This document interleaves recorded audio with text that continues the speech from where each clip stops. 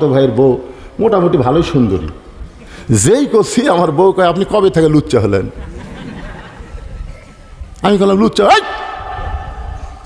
তো ভাইয়ের বউ দেখা যায় না, খারাপ আমাকে সেরে ফতুয়া দেন। আমি বললাম দেখা তো যায় না, তাহলে সুন্দরী কেমনে কন? আমি সেদিন থেকে কান ধরে তওবা করছি, দুনিয়ার কোনো মেয়ে দেখলেও বউয়ের কাছে সুন্দরী বলা যাবে না, বউটাই হলো সবচাইতে সুন্দরী। জোরে খান কথা ঠিক কিনা? না আমি দেখবো না, আমি দেখবো না, যদিও দেখি বউয়ের কাছে আর বলা যাবে। হযরত আলী বলতেছেন ফাতেমা, এই দুনিয়ার একজন মাত্র মেয়েকে আমি চিনি, সেই মেয়েটা হলো আমার হাসান হোসেনের মা। হাসান হোসেনের মা ছাড়া দুনিয়ার অন্য কোনো মেয়েকে আমি চিনি না। ফাতেমা দৌড়ে এসে স্বামীর কপালে চুমা দিয়ে বললেন, আপনি হলেন আসল ইমানদার পুরুষ। কুল্লিল মুমিনিনা ইয়াগুদ্দু মিন আবসারিহিম, প্রকৃত মুমিন তারাই হবে যাদের নজর থাকবে নিচের দিকে, অন্য কোনো নারীর দিকে তারা তাকাবে না। একটা মাত্রই নারীকে প্রাণ ভরে দেখবে, যেইটা তার জন্যে হালাল বিবি। জোরে কোন ঠিক কিনা? আপনারা কি তাই দেখেন? এটা কার বউ রে? এটা কার মেয়ে রে? কার বউ কার মেয়ে? এগুলো সব দেখে বাড়ির মধ্যে যায় নিজের বইয়ের দিকে তাকায় আর কয় বাইরের গুলাই ভালো রে, বাইরের গুলাই ভালো। বাইরের গুলাতে সাজা শুধু আপনার সামনে দেখা করছে, আর ভিতরেটা পেতনি হয়ে আছে, এ কাম সে কাম করতে করতে উনি কি সাইজ হয়ে আছে। তাই আলী বললেন, দুনিয়ার একটা মাত্র মেয়েকে আমি চিনি, সেই মেয়েটা হলো হাসান হোসেনের মা। সঙ্গে সঙ্গে ফাতেমা বলে, স্বামী গো, যে মেয়ের আমার সঙ্গে দেখা করবার চায় তাদের মধ্যে কোনো একটা মেয়ে যদি বেপর্দা থাকে, যে মেয়ের আমার সঙ্গে দেখা করবে তাদের মধ্যে একটা মেয়ে যদি বেপর্দা থাকে, আর ওই বেপর্দা মেয়ে মানে সমস্ত পুরুষের কাছে যায়। বেপর্দা নারী যারা শয়তানের যানবাহন তারা। আমার সঙ্গে বলা লাগবে, আমি যেই বলবো বেপর্দা নারী যারা, আপনারা বলবেন শয়তানের যানবাহন তারা।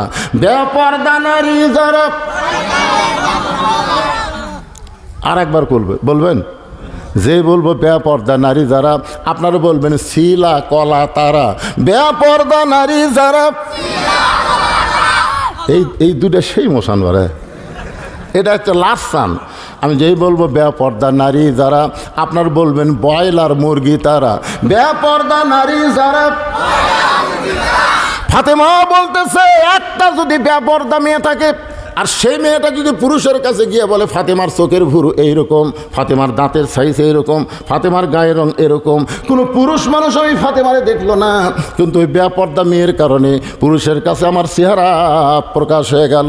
ওগো স্বামী, তাই মেয়েদের সঙ্গেও যদি আমার দেখা করতে হয়, পর্দার ভিতর থেকে কথা বলবো, একটা মেয়ের সামনেও আমি জীবনে যাব না। জোরে কান সুবহানাল্লাহ। খাদিজা বলতেছে, আমার ফাতেমা যখন জন্ম নিল, ফাতেমা জন্ম নেওয়ার সময় আমার কোনো প্রসব ব্যথা হয় নাই। ফাতেমা দুনিয়াতে জন্ম নিল, কোনো ধাত্রী ফাতেমাকে ধরে নাই। খাদিজা বলতেছে, আপনভাবে আমার পেটের ভিতর থেকে আমার মেয়েটা যখন বের হলো, আমি তখন তাকায় দিকে ফাতেমা তার দুইটা হাত দিয়ে ওই ছোট্ট মাসুম বাচ্চা, জন্ম নেওয়া বাচ্চাটা, তার দুইটা হাত দিয়ে তার ইজ্জত পর্যন্ত ঢেকে দুনিয়াতে আসলো। আমি মা হইয়াও পর্যন্ত তার ইজ্জত দেখতে পারি নাই। সুবহানাল্লাহ, জোরে কান।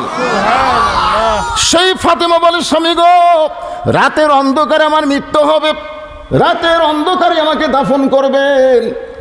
আমার 2 নম্বর চাওয়া হলো, আমার কোনো জানাজার ব্যবস্থা করবেন না। আলী বলে, ফাতেমা, তুমি নবীর কলিজার টুকরা, তোমার জানাজার খবর শুনলে হাজার হাজার মানুষ জানাজায় হাজির হবে, তুমি কি চাও না হাজার হাজার মানুষ তোমার জন্য দোয়া করুক? ফাতেমা বলতেছে, কোটি কোটি মানুষ যদি বলে ফাতেমা ভালো, আর আপনি যদি বলেন ভালো না, ওই কোটি মানুষের দোয়া দেওয়া ফাতেমার এক তিল পরিমাণ লাভ হবে না। আর দুনিয়ার তামাম মানুষ যদি বলে ফাতেমা খারাপ, আর আপনি যদি আমার স্বামী হয়ে বলেন ফাতেমা ভালো, স্বামীর একটা সার্টিফিকেটে ফাতেমার জন্য আল্লাহ 8টা জান্নাতের দরজা খুলে দিল। তাহলে বউ ভালো হওয়া লাগবে কার কাছে? কেবারে জোরে কর না কেন, কার কাছে? আর আমাদের গুলো লব উল্টা কি কয়, খালি তুমি আমাকে দেখতে পারো না, গোটা পাড়া খুঁজে দেখো, আমার বিরুদ্ধে কেউ নেই। আমি মায়েদের জন্য বলবো, মা, দুনিয়ার কোনো পুরুষ মানুষ আপনাকে ভালো বললে আপনি বেপর্দা হয়ে যাবেন, কারণ কোনো পুরুষ তো আপনাকে দেখতে পারবে না, তারা কেমনে ভালো বলবে? কিন্তু স্বামী যদি আপনাকে ভালো বলে, ফাতেমার সঙ্গে আল্লাহ জান্নাত দিয়ে দিবে। আমার 3 নম্বর চাওয়া হলো, আমার 3 নম্বর চাওয়া হলো আমার লাশটা খাটনিতে তুলবেন না। আমি ফাতেমা হিসাব করে দেখলাম আমার খাটনি কান্দে নেওয়ার জন্য যে 4 জন পুরুষ লাগবে। বর্তমান সময়ে 4টা পুরুষ আমার